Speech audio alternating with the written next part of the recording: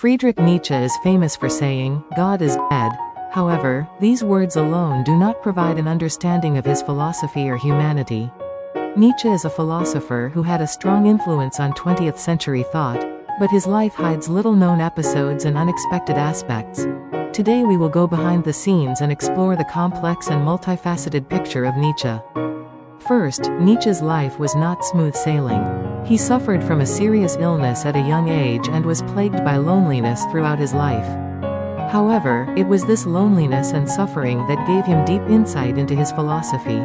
By delving deeper into Nietzsche's life, we can understand the background of his philosophy and explore how his thoughts were formed. This video focuses not only on his philosophical perspective, but also on Nietzsche's amazing hobbies, the music he loved, and his personal relationships. This unexpected side of Nietzsche will shed new light on his personality and help you understand him from a different perspective. Let us begin our journey into the unknown side of Nietzsche. Chapter 1. Nietzsche and Music. The musician as philosopher. In fact, Friedrich Nietzsche was not only a philosopher, but also an avid music lover and composer. He was strongly influenced by the composer Richard Wagner and was devoted to music from a young age.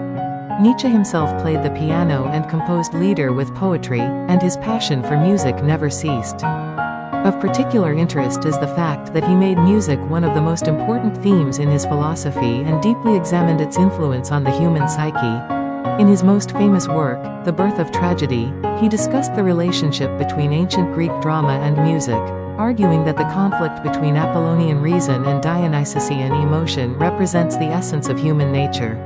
This dualistic view has had a profound influence on Nietzsche's entire philosophy. However, Nietzsche's activities as a musician are less well known and his reputation differs from that of his philosopher counterpart.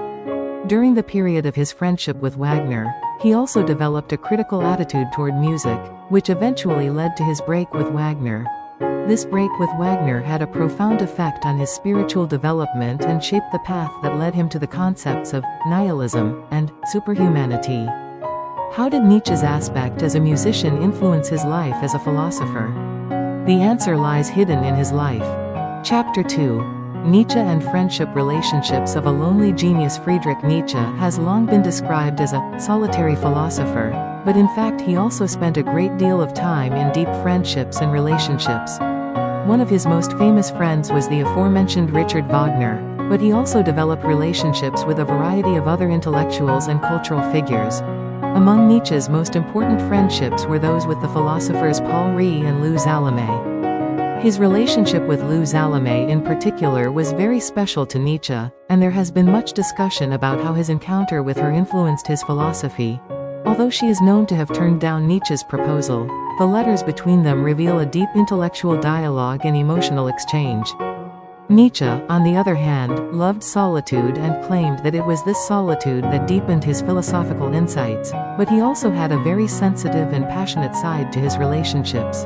Some believe that the loss and betrayal of friendships, especially in his later years, led to his mental breakdown. Nietzsche's friendships had a profound impact not only on his philosophy, but also on his own identity. Chapter 3. Nietzsche's health problems. Philosophy nurtured by pain. Nietzsche's life was also a struggle with health problems. An inescapable part of the story of Nietzsche's life is the health problems he had throughout his life.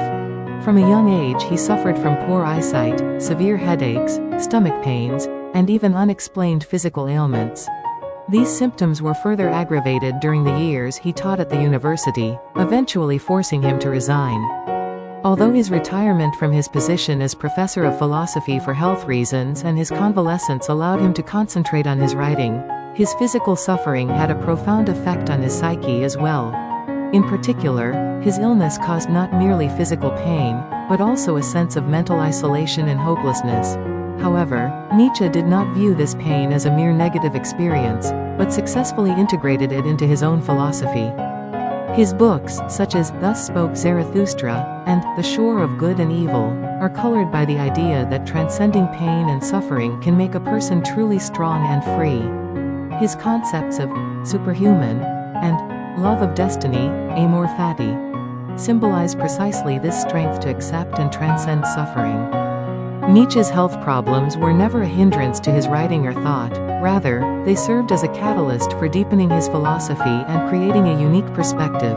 Exploring how his lifelong struggle with suffering affected his thought is an extremely important perspective from which to gain a deeper understanding of Nietzsche. Chapter 4. Nietzsche and Women. Unknown love affair. Friedrich Nietzsche was a philosopher with a cool intellect and intense emotions, but surprisingly little is known about his relationships with the women in his life. Nietzsche never married and remained a bachelor throughout his life.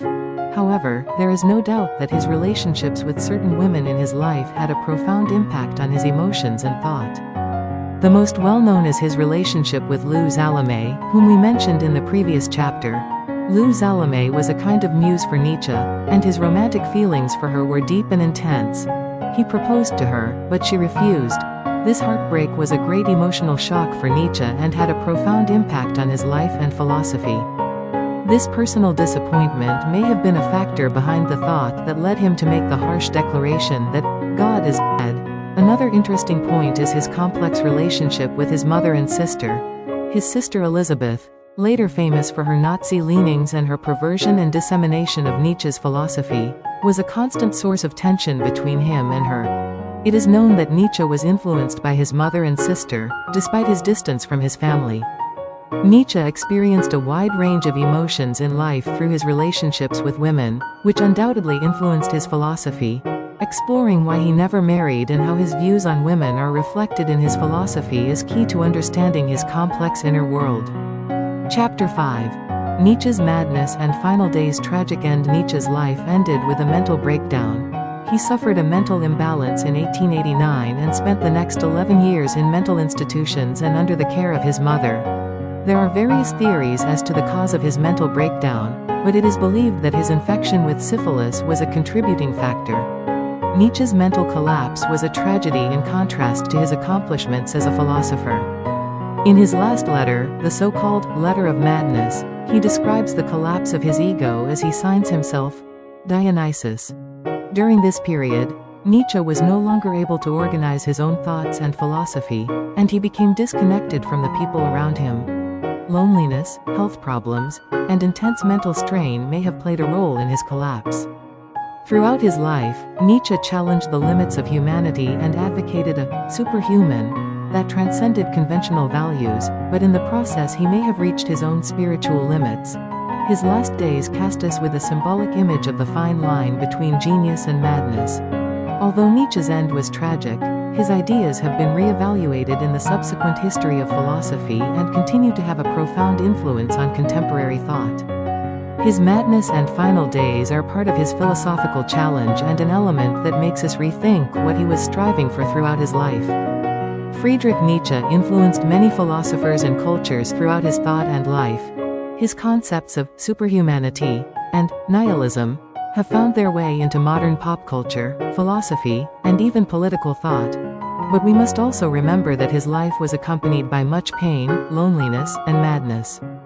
By exploring this unknown side of him, we can better understand how Nietzsche shaped his philosophy and what he was seeking. There is no doubt that the human side behind the philosophical genius, music, friendship, love, and suffering, were important elements that shaped his thought.